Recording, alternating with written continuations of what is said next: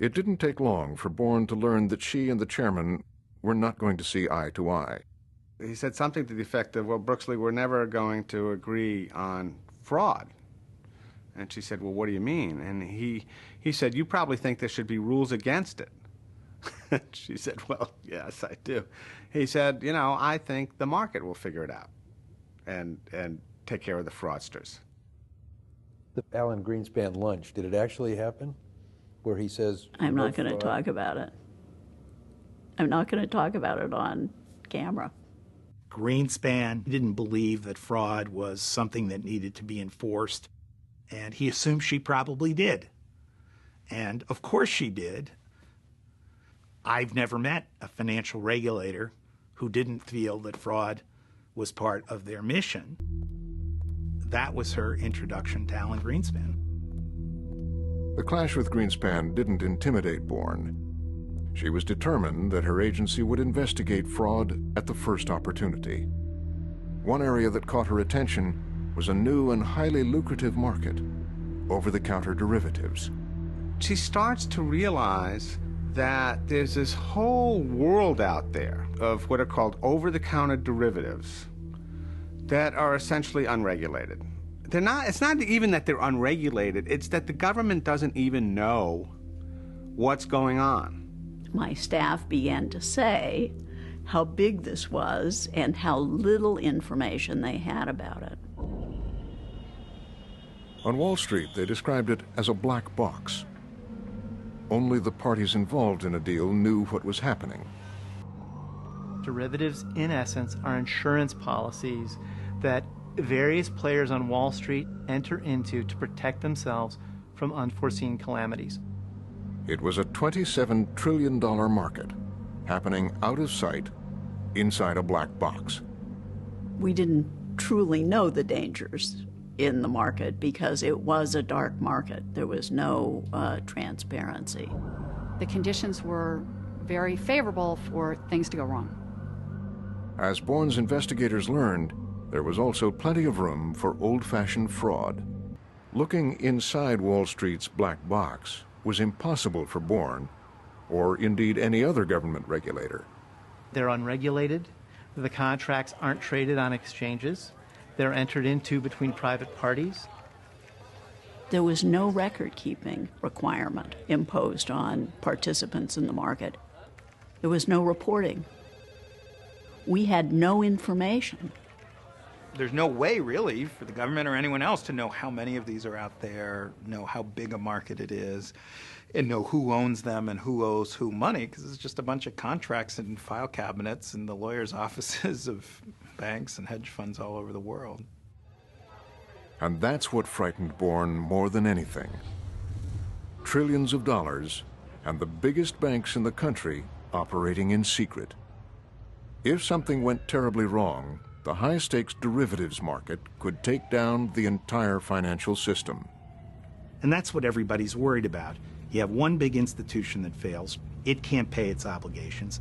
It forces somebody else into a dangerous territory who can't pay their obligations. And pretty soon it's a falling domino effect through the economy. As the market grew and morphed, Bourne felt her agency would have to get involved. But that would mean confronting Greenspan, Rubin, and Summers. She used to say she would lay awake at night, turning in her bed, because she could see, coming down the road, the crises kept building and building.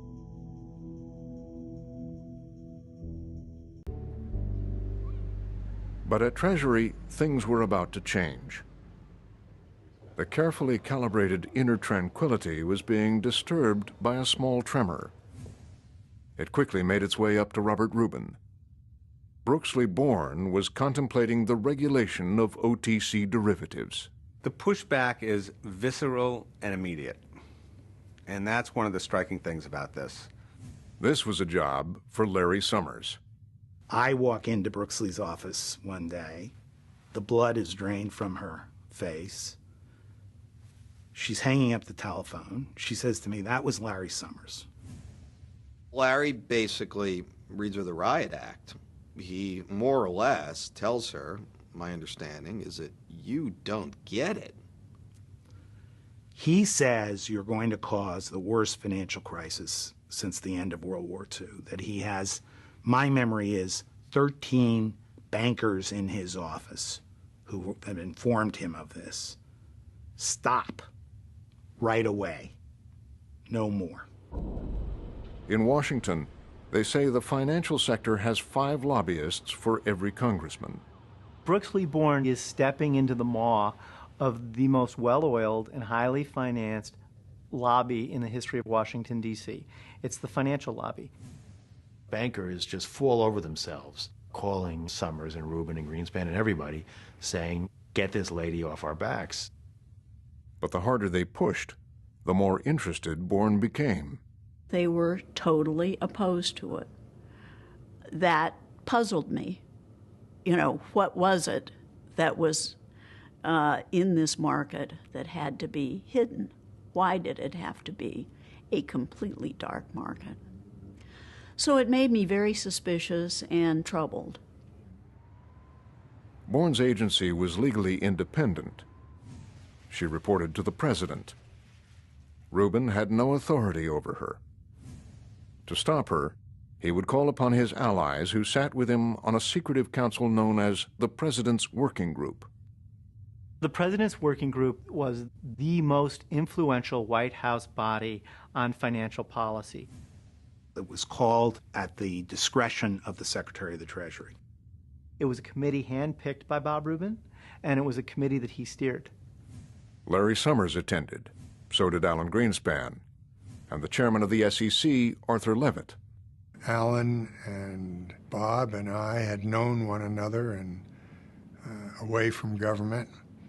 I think we all liked one another and respected one another.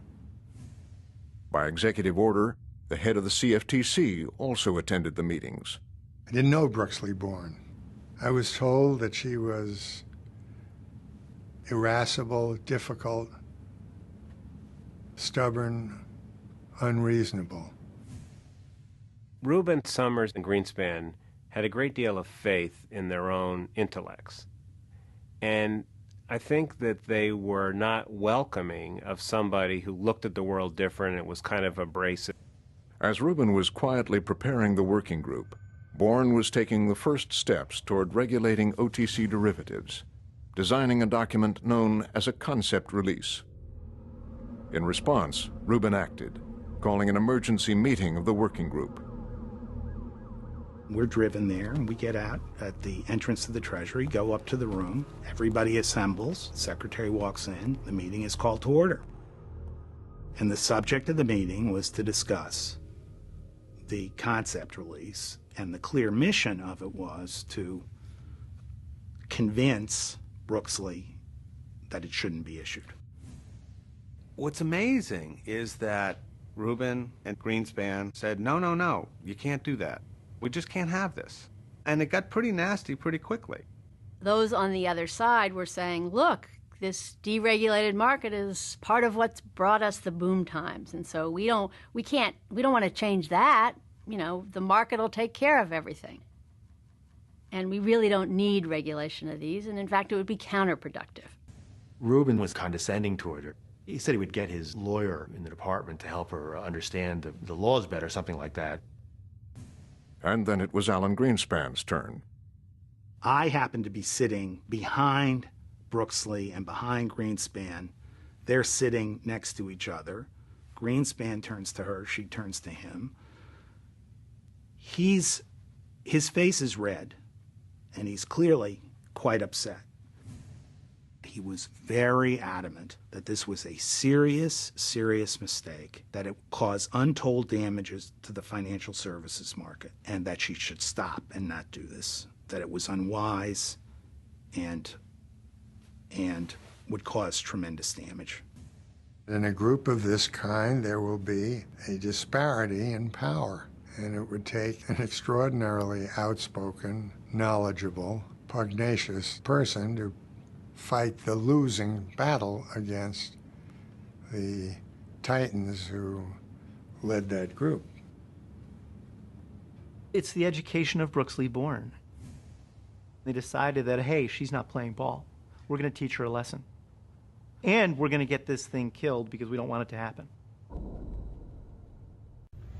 I see no evidence whatsoever to suggest that this is a troubled market, that fraud is rampant. The release has cast the shadow of regulatory uncertainty over a thriving market. The CFTC's action has and will bring, I believe, significant disruption to this important global market. It serves no useful purpose, hinders the efficiency of markets to enlarge. All the regulators there testifying, and all of them say this is a bad idea, this is a bad idea, this is a bad idea, this is a bad idea. And then she says this is a good idea, and the senators and congressmen just beat her over the head.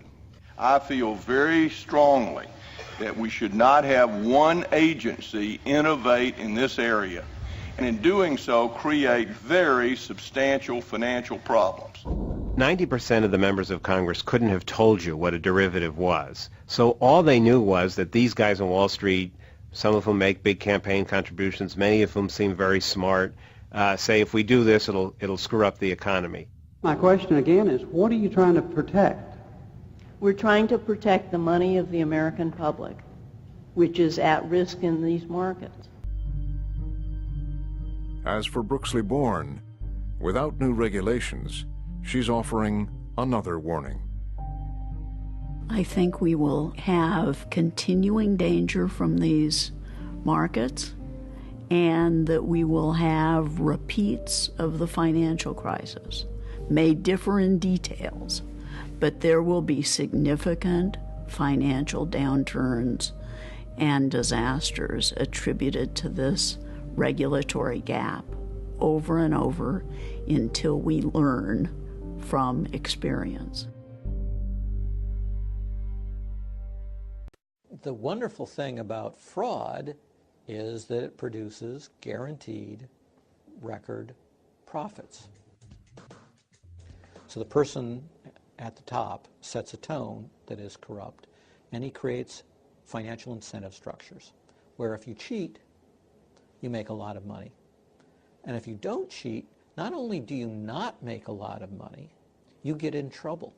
You get in trouble in the sense that you don't get your bonus because you're not producing the income, but worse, far more powerful, you keep your peers, your friends in the organization from getting their bonus.